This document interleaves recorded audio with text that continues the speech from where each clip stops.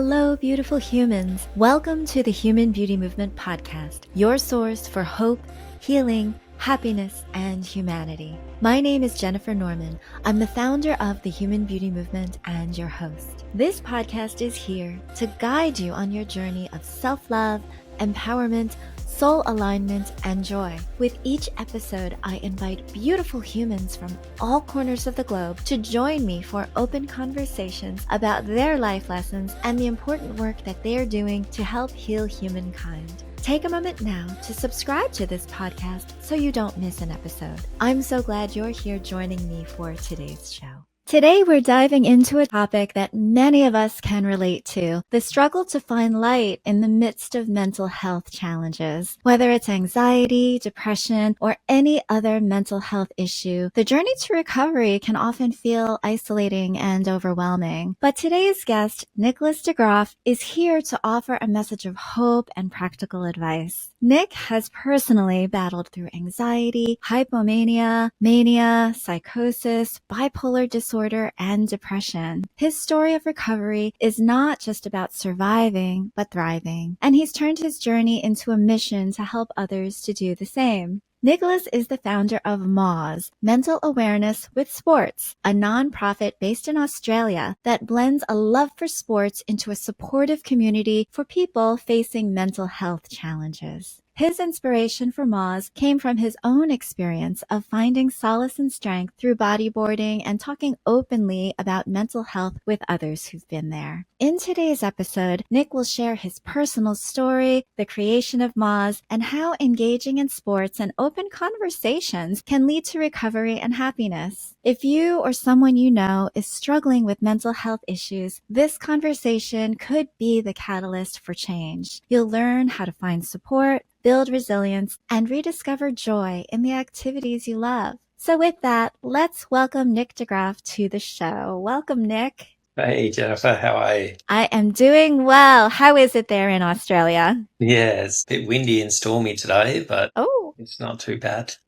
I'm so glad that you are with me today. It's so exciting to be talking with you because I find talking about mental health so important these days. I feel like since the pandemic, it's just become something that we have brought out into the open because so many people are struggling with mental health issues and a lot of people were silently struggling beforehand. But talking about it helps and sharing support really helps. So I would love for you to share your story with the audience. Tell us about your experience with your mental health journey and then where it's led you to today. Yeah, no worries. I guess my journey started with anxiety that I wasn't really aware of. I never understood anxiety. I never had any kind of understanding of it. So when it started interfering with myself, it just kind of led to worst case scenario type of thinking. And I would carry on extending that worst case scenario thoughts by adding another negative thought to the chain of thoughts. And now that chain was so impossible to break that I found it every day for day-to-day tasks to be very challenging.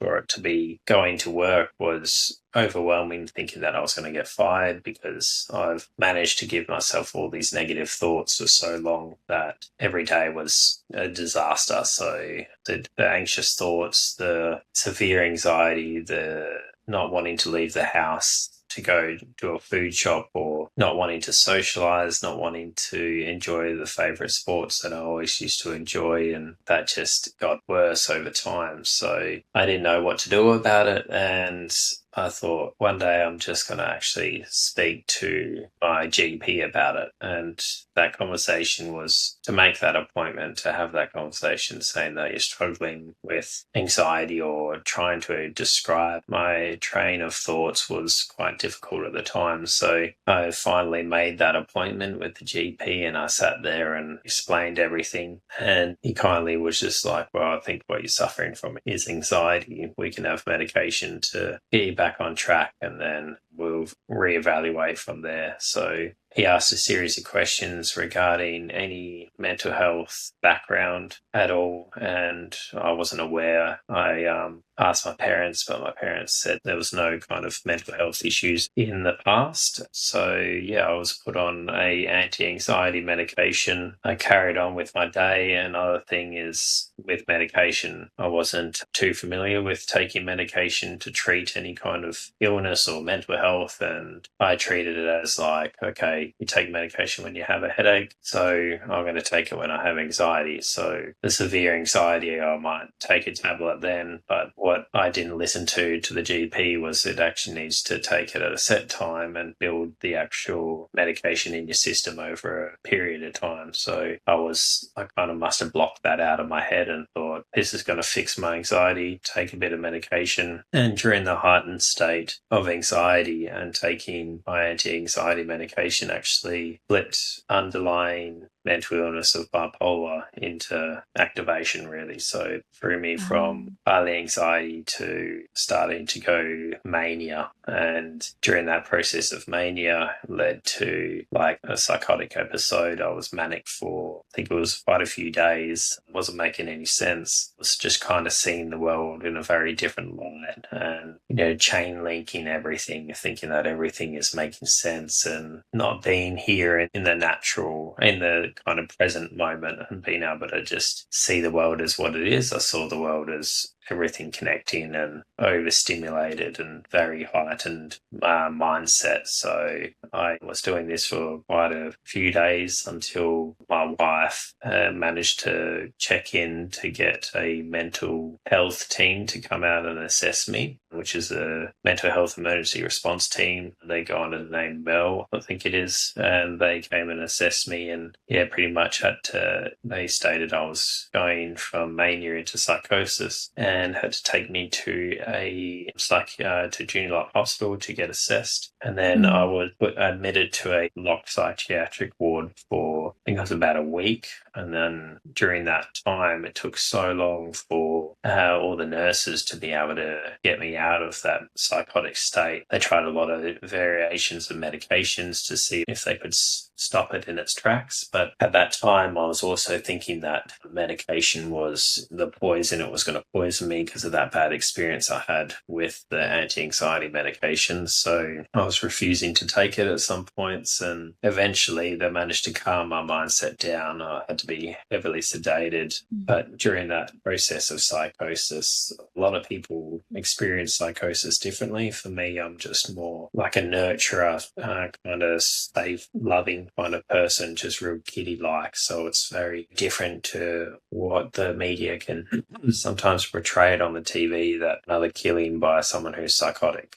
We're not all labelled as killers in the sense of the media. So I just want to make that point. Yeah, so then after that, they managed to get me down as far as my medication goes. They managed to get my mindset back to stable. And then I was in a voluntary ward. So I could go out with a group and go for a walk and experience the world again and take it step by step. So I did that for another week and was released. But being released, I needed to get straight back into work because I had a lot of bills to pay and I needed to get back on top of everything. So going back into full-time work as a construction worker was quite challenging, especially in the viewpoint of how mental health can be seen in the construction industry. So there was a lot of hurdles I had to jump, a lot of negative moments throughout that process, but I just had to keep putting one foot in front of the other until I could get myself back on track. But the anxiety was still there, so I developed a system for myself that I would buy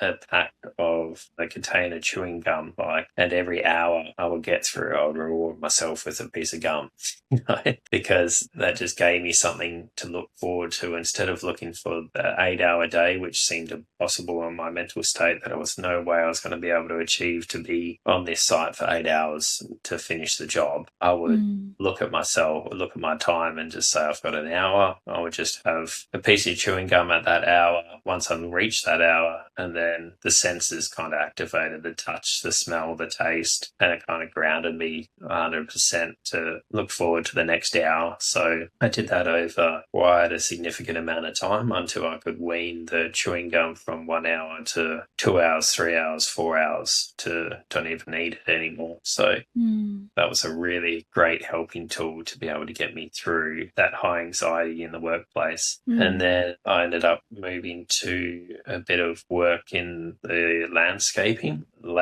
side of things, to have your hands in the soil when you're kind of troubled in your mindset. I think it's like so grounding to be able to pull some weeds or plant some trees.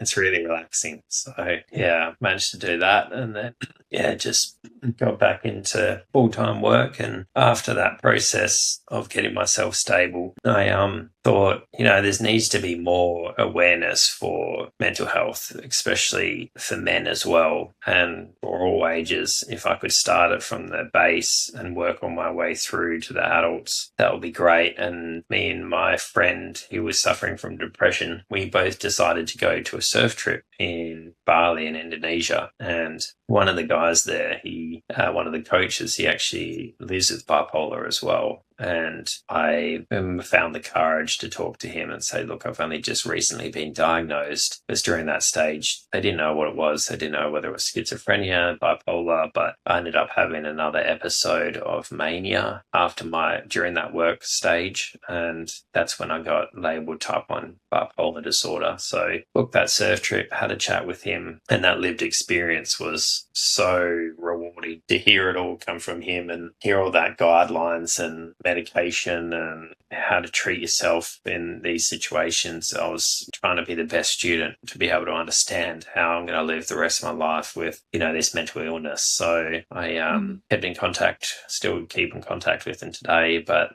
managed to get all that help, and having that chats in the surf about medication and mental health, I thought this right here needs to be a business and this needs to be in the world. So after Bali, I came back and I was brainstorming ideas, and I was like, well, maybe I should just call it mental awareness of sports and call it MAWS. And I pitched that idea to the coach, and he's like, that's bloody awesome. Let's go, let's get it out there. So I opened it up and started with a lot of adults, and people of all ages would come to a group setting on Thursday evening around 7:00, and people from all walks of life would meet, and we just have a game of 10-pin bowling or a game of mini golf, and we just chat about our struggles and achievements of our mental health journey. And we found that whatever worked for James might not work for Tom, but Gary, it works for Tom. So all those different lived experience advice that people would come in and be like, I'm just feeling really depressed, and then you have someone who's highly experienced in depression and going, what are you thinking? And being able to give that train of thought and being able to guide that person in a lived experience manner. So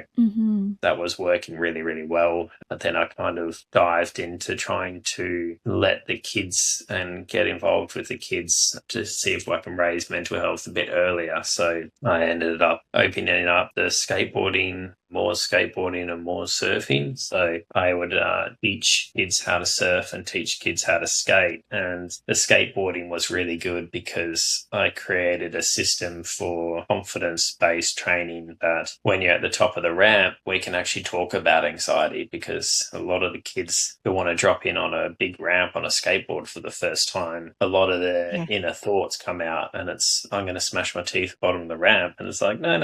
That's what we can call anxiety. That's a worst case scenario train of thought. What happens if I give you my hands, I give you 10 fingers, I hold your hands and we go down together, and then over and over again you can actually reduce the amount of fingers you want to hold on my hands. So if you want to do 5 fingers and just do one hand, I'm here to hold you and guide you through this ramp. And then I do a body hover where it gets from 10 fingers all the way down to my arms, just kind of surrounding them but not touching them, and they go off on their own, and something they thought they never could have achieved. And it's a mindset game. So that gave them an early introduction into negative mindset and how it can be overcome by small steps of the ladder. So I had that in a poster for them to visualize what the training session's like. and that was really good. And then surfing was the same. You could actually have these chats in the surf and just be two years out there having mental health chats about school, bullying, anxiety, and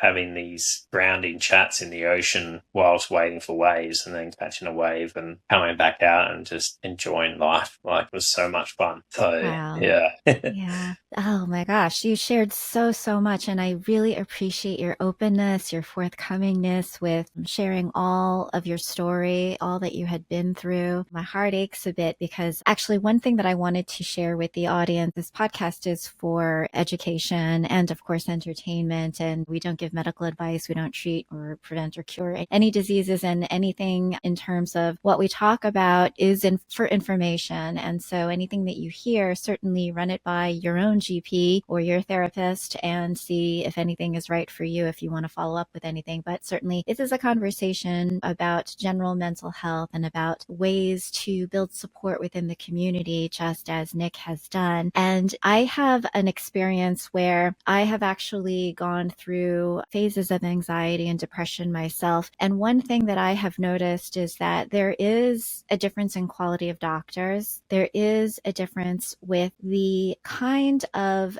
care and attention that certain doctors may give, and some of them can be wrong. Some of them can misdiagnose, and some can give treatments or recommendations that may not necessarily be suited for you. Or sometimes they're just doing their best guess with the information that they have. But if they do prescribe medicine, it doesn't necessarily mean it's the right one for you. It's really about sometimes a trial and error. It could be a trial and error with the dose even, or it could be a trial and error with the actual medicine itself. I had gone through a whole phase where I was every week, I was trying something different because this one was making me completely anxious and agitated, and it made me want to just hate the world. And I could tell that it was spiking my cortisol, it was spiking adrenaline, and it was making me anxious. And then another one that I was given made me want to just crash and sleep all day. Finally, after a lot of different trials and errors, I was able to get to one that really seemed to work very well with my system and made me feel like a natural human being. I have heard experiences like what Nick had, where a medicine can throw somebody into another type of mental disorder. And whether or not that is something that was underlying, I mean, I'm not sure, maybe Nick, you can share if that was something that had been underlying or exposed, or if it was just the medicine that kind of brought it out and caused biochemistry in the body to react in a way that was extreme. And boy, I empathize with you so much, Nick, for that period of life that you went through. It must have been really scary for you and your wife. And I'm so glad that you were able to make it through on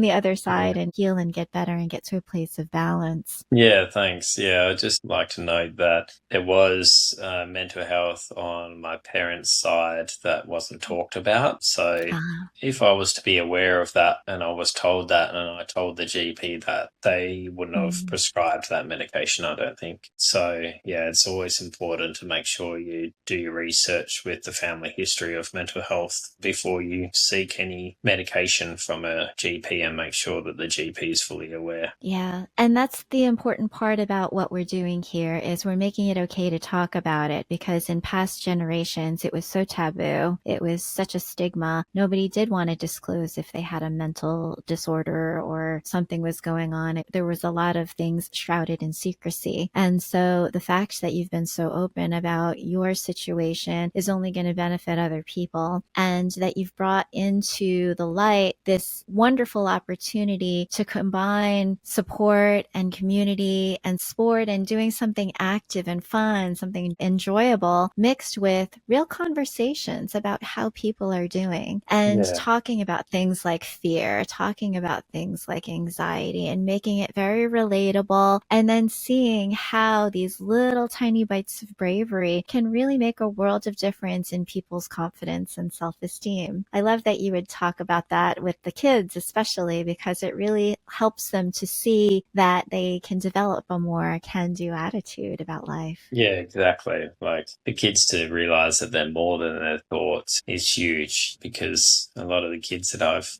trained, they would take that same approach with their confidence into all aspects of life. They might have changed in the way they see, and they're putting their hands up more because they're not scared to, if they make the wrong question or make the wrong answer. So a lot of them, I even have come back to me and say that, my son's now, we went on a holiday and he would never want to jump off this rock into the water, and now he's climbing past it to jump off higher after your coaching style, with the confidence-based training. So to hear all that was just amazing. So yeah, and being around others who can do it so that they can see other people that it's possible, it also helps to kind of boost their courage that, there's really nothing to be afraid of as well. Yeah, I had some of the kids will be teaching the other kids that come into the class and be like, look, Nick will hold your fingers, he'll give you 10 fingers. And then during the process, if you want to start reducing the fingers whilst you're building your confidence, that means you can reduce your fingers and then you can do it on your own one day. Just hearing these little kids talk to each other like that. And then I'm just like, this is absolutely wonderful. You're developing all these little coaches. Amazing. Yeah, it was great. I also noticed that you decided to write a couple of kids' books. You've got one which is called The Life of Little Nick, helping kids discover the power of sports for positive mental health. And then there is a corresponding coloring book. Why did you decide to write a kids' book? And this is kind of autobiographical, as I would imagine. Yeah. What was it that drew you to actually want to put it in writing? Because I used the ocean just trying to understand my own psyche, I guess, as a kid. I had a lot going on, and from a very young age I used to take myself down to the beach and go for a surf, and I would find that the surf would actually calm my train of thoughts. If something was going bad that day, I would be able to escape it and just focus in the ocean, or I would focus taking myself out on my skateboard, and I could utilize the mental state that I was in, whether I was really confident and courageous that I might try something different on my skateboard, and I'll keep on practicing that trick because it's something new that I've got confidence to do. So I kind of explained it all in that way and had created a book that could highlight the important aspects of a mental health journey, from sleep to being confident to being able to have your sports that keep you happy, in a sense, that bring happiness to yourself. So I created it from a viewpoint of an autobiography, in a sense, of to what my childhood was like. Mm-hmm. And I wrote it in a poetry form because I've always loved poetry. So it came so natural for me just to write it up. I think I wrote it in one night, the whole book, and then just sent it to the publisher because he was saying that poetry books are quite hard to create. I said, but I love poetry, I want to do it. So I did it that night and sent it off, and he's like, this is actually really good. So yeah, I was really, really happy to get that one to raise more awareness of the mental health field. And I thought if parents could purchase the books just to have that conversation to start it off, to see a person with bipolar at the end of it with a bunch of kids who is train them all up to be confident and courageous in themselves as well. I thought if I could have had this book when I was a kid,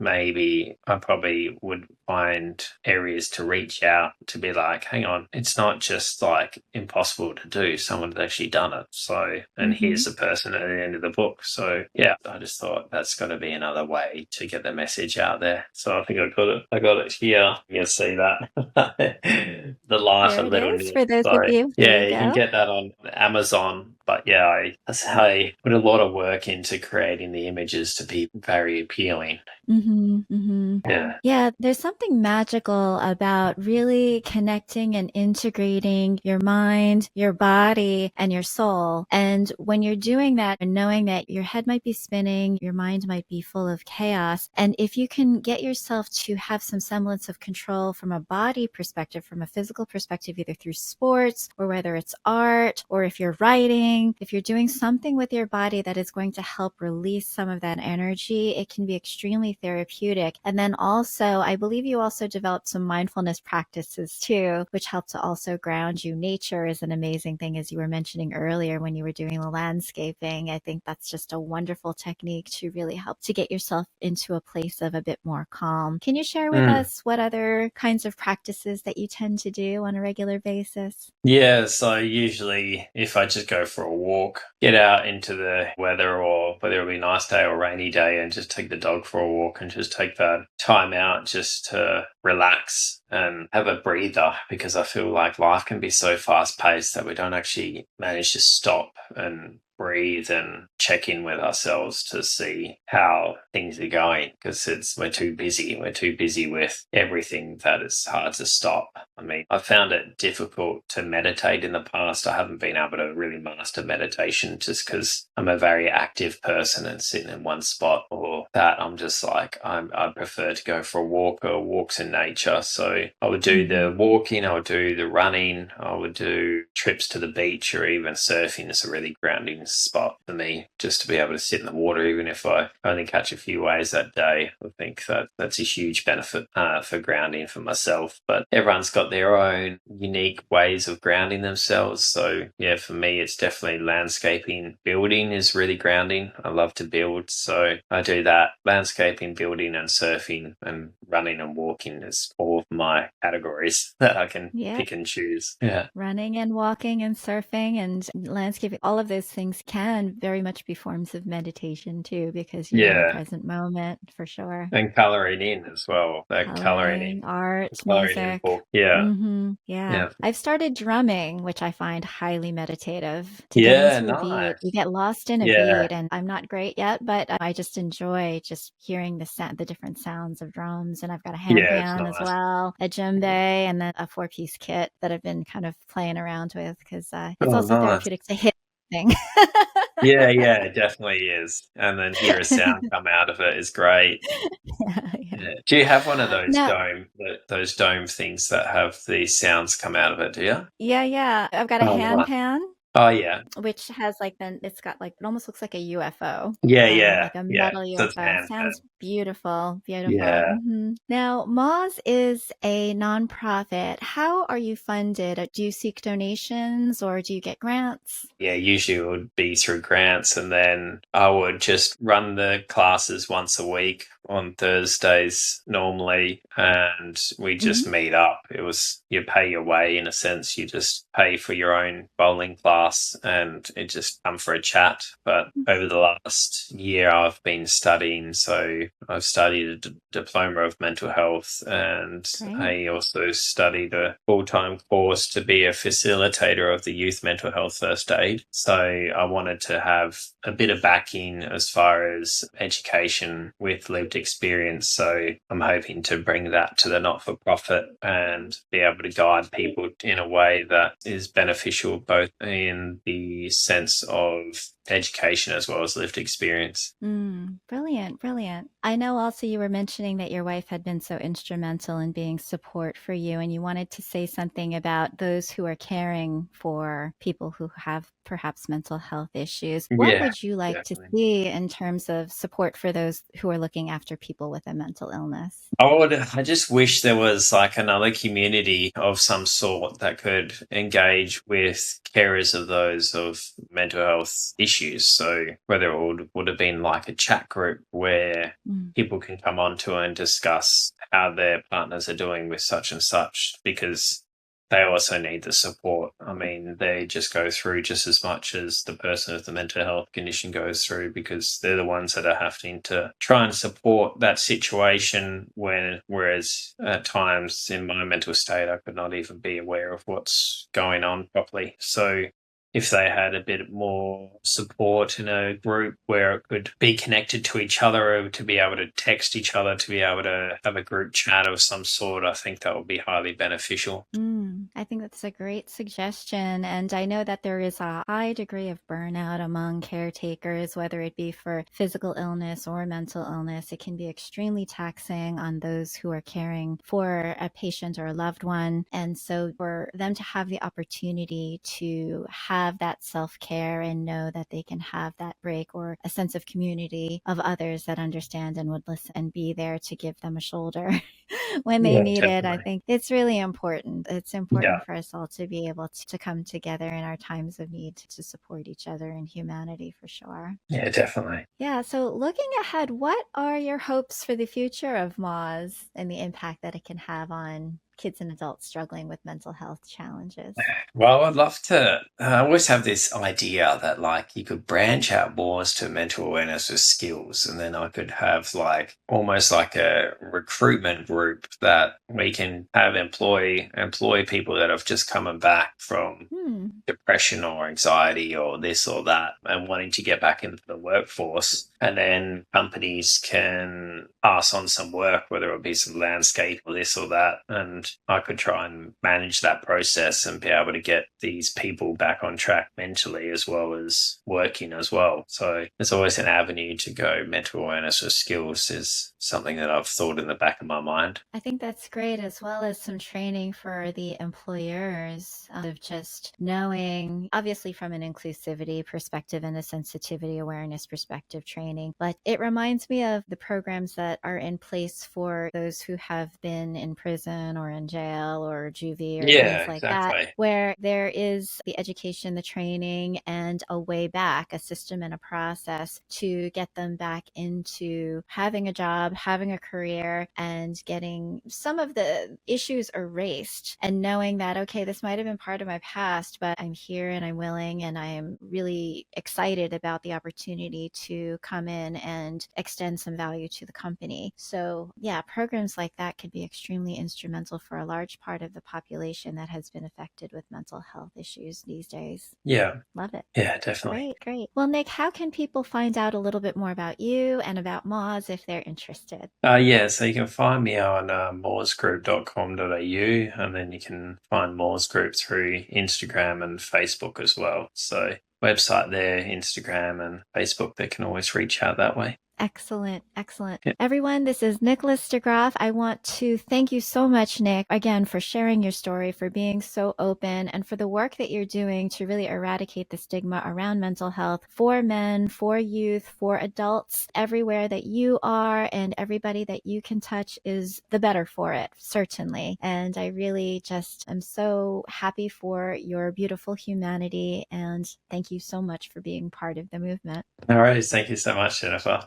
Thank you for listening to the Human Beauty Movement podcast. Be sure to follow, rate, and review us wherever you stream podcasts. The Human Beauty Movement is a community-based platform that cultivates the beauty of humankind. Check out our workshops, find us on social media, and share our inspiration with all the beautiful humans in your life. Learn more at thehumanbeautymovement.com. Thank you so much for being a beautiful human.